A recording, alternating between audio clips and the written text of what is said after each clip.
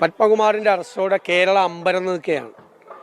കാരണം കേരളത്തിലെ ജനങ്ങൾ CPM നേതൃത്വത്തിലുള്ള ഇടതുപക്ഷ ജനാധിപത്യ മുന്നണിക്ക് അധികാരം കൊടുത്തതിൻ്റെ ആ അധികാരം ഉപയോഗിച്ചുകൊണ്ടാണ് അവർ കേരളത്തിലെ ഏറ്റവും പവിത്രവും പരിപാവനവുമായ ശബരിമല ക്ഷേത്രം കൊള്ളയടിച്ചത്. ആ ശബരിമല ക്ഷേത്രം കൊള്ളയടിച്ച ഈ നേതാക്കന്മാർ ഓരോരുത്തരായിട്ട് ജയിലിലേക്ക് പോകുന്ന ഘോഷയാത്രയാണ് ഇപ്പോൾ കാണുന്നത്.